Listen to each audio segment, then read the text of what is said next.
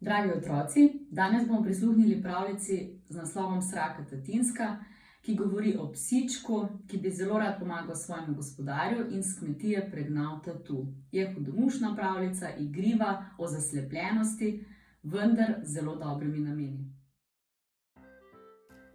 Sraka tatinska.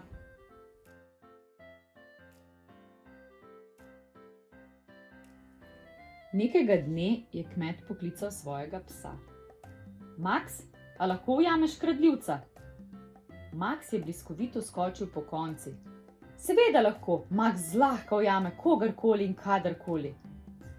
Ne vem pa ne, kdo je niti kakšen je rekel kmet. Vem samo, da krade vse po vrsti, korenje, jagode, fižol in češnje. Daj, Maks, ujemi ga, preden bo požrl vso našo kmetijo. Maks je takoj pograbil vrv in se podal na lov za kradljivcem. Ni še pritekel daleč, že je zaslišal čudno brenčanje. Sledil mu je in brenčanje ga je pripeljalo do oranžnega korenčka. Iz oranžnega korenja so poganjali pernati zeleni listi. Na enem izmed listov je čepel droben moder hrošček. In glejno, hrošček! Hrošček je mirno žvečil list. Maks je skočil proti hrošču in bevsknil. Počakaj, sraka tatinska! Maks je zalučal vrv, da bi ga ujel, ampak hrošč je že pobegnil. Mar si njam, meni kaj rekel? Je vprašal zajec s korenčkom gobčko. Ne, je odvrnil Maks. Govoril sem s tatom našega korenja, jagod, fižola in češenj. Tat? Da se masti z našim korenjem? Ne marneš, nesramni. Zajec je poskočil in pogledal naokrog. Nikogar ne vidim, je rekel. Težko ga je opaziti, je pojasnil Maks. Ampak tukaj je bil in zelo je zvit. Če je tako, je najboljše, da pohitiš za njim. Kar podvizaj se, jaz pa bom stražil korenje.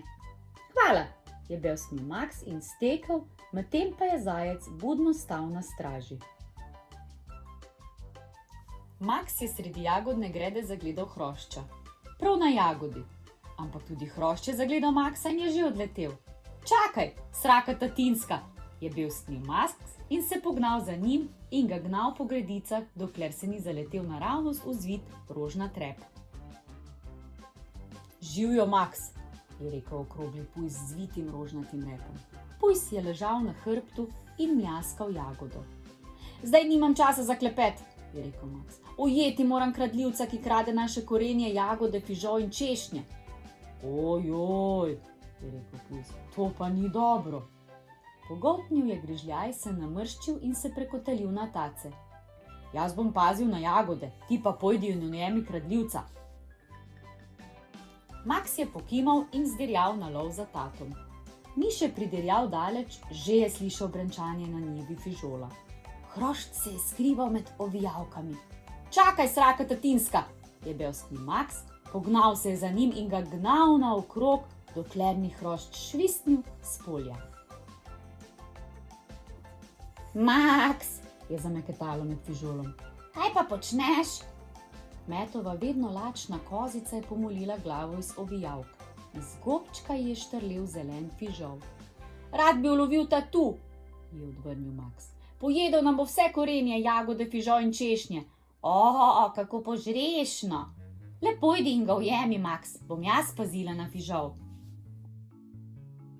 Samo še nekam pogledam, je pomislil Maks. Stekel je sadovnjak in se ustavil in poslušal. In res. Maks je zaslišal slabotno brenčanje na bližnjem drevesu. Pridi dol, ti tat nemarni, je bevsknil Maks. Tukaj zgoraj ni nobenega tatu. Kra, je zakrakalo v odgovor. Samo jaz sem. In jaz. Drug za drugim so iz krošnje zleteli 3 vrani. Prvi je hitro pogoltnil češnjo. Jaz sem Floyd, to pa sta moja bratranca Roy in Orville. Lepo, da smo se spoznali, je rekel Maks. Rad bi ujel tatu, ste ga kje videli? Mislim, da ne, je rekel Orville. Mogoče, je rekel Roy. Kakšen pa je vprašal Floyd. Majhen in moder in brenči, je razložil Maks. In krade korenje in jagode, fižol in češnje. Mislim, da je šel tja, je rekel Floyd in pokazal na levo. In potem je šel tja, je dodal Orvil in pokazal gor.